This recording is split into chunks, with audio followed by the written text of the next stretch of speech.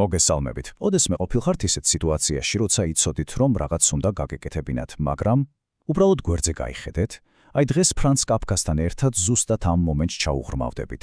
გავაანალიზებთ გაუბედაობის, არჩევანისა და იმ უცნაური შვების ანატომიას, რომელიც რატომღაც უმოქმედობას მოსდევს. მოდით წარმოვიდგინოთ, ღამეა. ქუჩაში მიდიხართ. ირგვლივ თითქმის არავინაა. მხოლოდ მთვარის შუქი ანათებს გზას.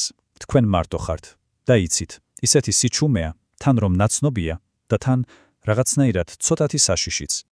და აი უცებ ეს სიმშვიდე ირღვევა. სიჩუმეს ფეხის ხმა არღვევს. ვიღაც მორბის და მორბის პირდაპირ თქვენსკენ. სწორედ აქ, ამ ერთ მომენტში, სამყარო თითქოს თქვენგან გადაწყვეტილების მიღებას ითხოვს. თქვენ კი არაფერს აკეთებთ, უბრალოდ დგახართ და უყურებთ. და სწორედ აქ იბადება მთავარი კითხვა. რატომ? რატომ ვირჩევთ ხოლმე უმოქმედობას მაშინ, როცა მოქმედება შესაძლოა ყველაზე მეტად არის საჭირო? კარგი, მოდით ჩავუღრმავდეთ. რა ხდება ჩვენს თავში ამ დროს? როგორც კი ეს მომენტი დგება, ჩვენი გონება, იცით, ელვის სისწრაფით იწყებს მუშაობას. ათასობით შესაძლო ახსნას ქმნის, თითქოს რაციონალიზაციის კასკადი იწყება. ხვდებით და ყველაფერი ეს იმისთვის, რომ როგორმე ჩვენი უმოქმედობა გაამართლოს. პირველი აზრი, რომელიც თავში მოგვდის, როგორც წესი, ყველაზე უწყიარია. იქნება ეს სულაც არ არის ის, რაც ჩვენ ვგონია. იქნება ეს უბრალოდ ახალგაზრდების თამაში და გართობაა. კაფკა ზუსტად ამ გამოსავალს გვთავაზობს. იცით, ეს ხომ ყველაზე მარტივი ვარაუდია, რომელიც მომენტალურად გვათავისუფლებს პასუხისმგებლობისგან.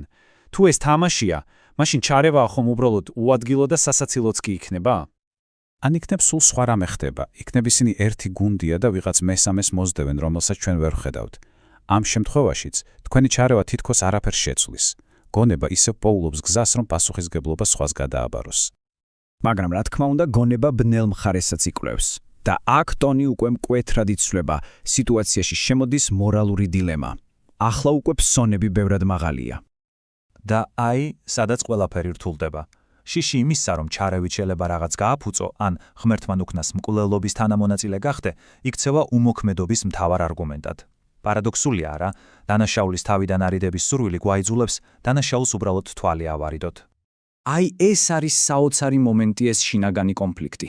ნახეთ, გონება როგორ ქმნის ორ აბსოლუტურად რადიკალურად განსხვავებულ სცენარს.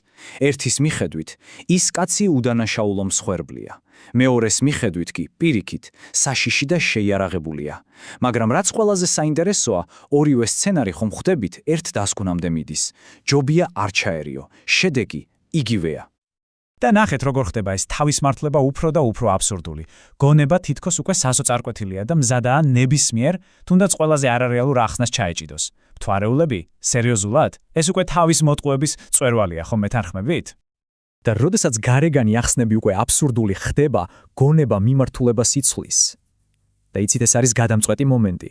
პრობლემა უკვე მათში კი აღარაა. პრობლემა უკვე შენშია. ეს მარტივი, მაგრამ ძალიან ძლიერი გადასვლა ხაზუსვამს საზრავნების ცვლილებას. გარე სამფაროზე ფიქრი დასრულდა. დროა საკუთარ თავს შევხედოთ. და აი, პირველი ეგოცენტრული არგუმენტი. უმოქმედობა უკვე უბრალოდ შედეგი კი არა, არამედ უფლებაა. მე დაღლილი ვარ, განა არ მაქვს უფლება, არ ჩავერიო. პასუხისმგებლობა პირად კომფორტზე წირება.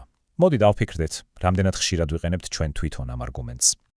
და ეს არის საბოლოო წერტილი. პატარა უმნიშვნელო სიამოვნება, მაგალითად ერთი ჩიქაღვინო იქცევა მორალური დილემისგან თავის დაღწევის ლეგიტიმურ მიზეზად. ეს არის საკუთარი თავის დარწმუნების ბოლო, ყველაზე სუსტი, მაგრამ საოცრად ეფექტური მცდელობა.